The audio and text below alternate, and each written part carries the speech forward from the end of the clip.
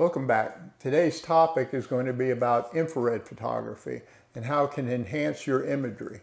It's a wonderful tool, and I hope you get a lot of information out of this video. We're going to discuss two things.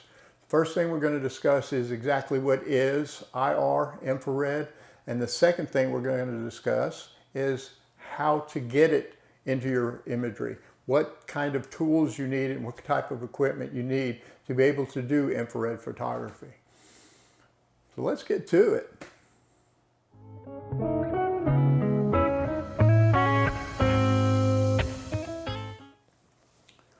Okay, let's start this off with finding out exactly what infrared is without getting super technical.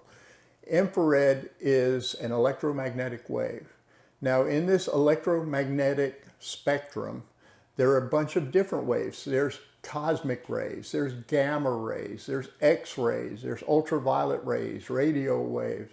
There's all different kinds of waves. Now, our eyes perceive these waves and translate these waves into information into our brain that cause us to see colors. So the colors that we see are what is known as the visible spectrum, and that runs between 400 nanometers and 700 nanometers. It covers from violet to red, and all the other colors are in between there. And that spectrum converts that information into our brains into color, and that's how we see color. Now, infrared is outside of that spectrum. We can't see infrared.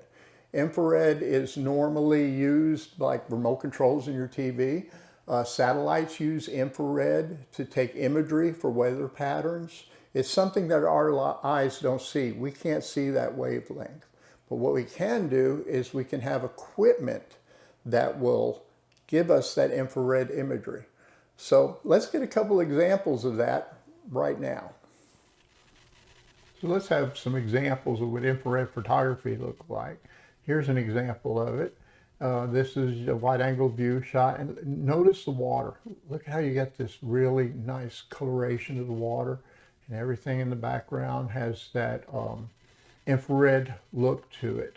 And it creates a surreal, a dreamlike image.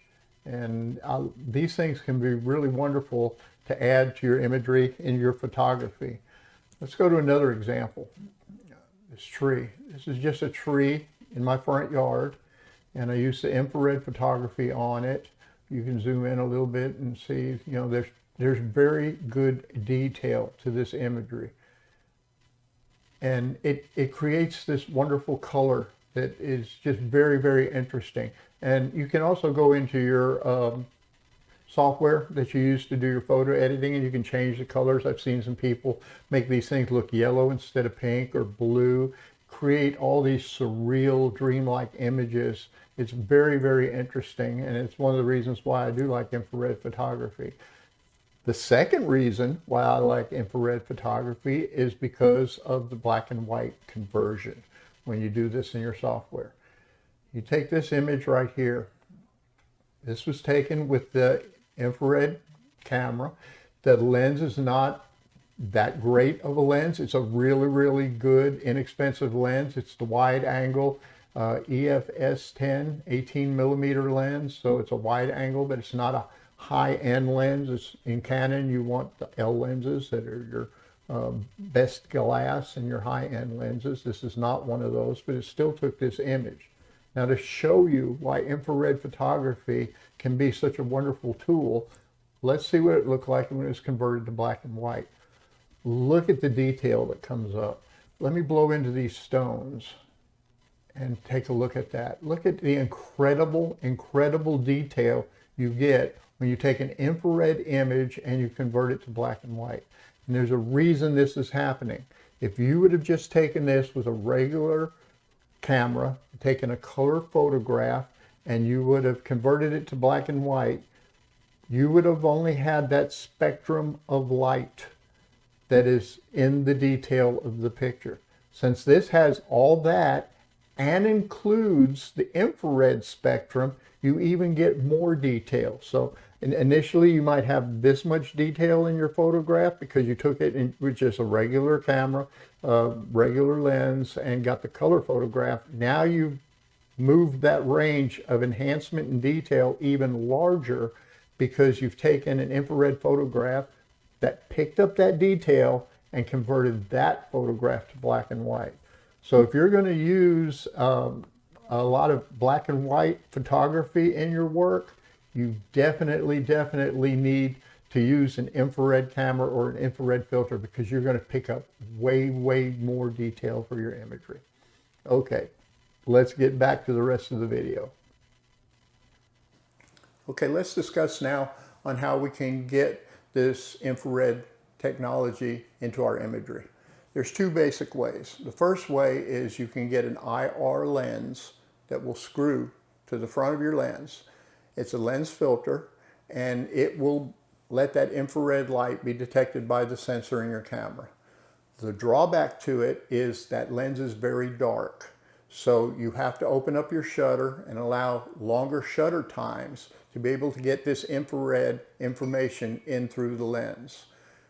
Now, if you're taking pictures outside and the wind's blowing and the leaves are moving in the trees and the grass is swaying back and forth, having this shutter open for this amount of time is going to cause blurring. So even though you can do it simply by screwing a lens cover onto your camera lens, there is a drawback to that. It's very hard to get crystal clear imagery. The right way to do it is to get a camera that has been converted. This is a Canon T3i. It's an older model camera. I like these because they have this little eye view thing that makes it easier to capture the images. Inside this camera, the sensor has been converted to an infrared. So it will only pick up the infrared light. So my shutter speeds can be dropped substantially because I have a camera that has been converted to IR. So once again, when you're looking for cameras, if you see a camera and it says IR after it, realize that that camera is really dedicated to just taking infrared photographs. Now, if there is no IR wavelength around the photography that you're taking, if you take this camera and take a picture inside the house, it's going to look like a normal photograph. This will only be enhanced when the infrared wave is available. So you take it outside with the bright sunshine or at night when the stars and the things are showing and twinkling in the sky, it can pick up that IR from that fire. If somebody is having a campfire, you can pick up the IR from that fire. It's really interesting. It'll really open up a whole new facet to your photography if you're interested in doing these things. And I would recommend it. I enjoy using the ER in my photography, especially when I'm going to convert something to black and white. I hope you found this information helpful. Thank you for stopping by. And of course, please subscribe, like, or help this channel. It's a young channel. If you share it and do these other things, it helps me out considerably. And I'm just getting started, so I can use all the help that is available. Thanks for stopping by. I hope you have a great day, and thank you again. Bye.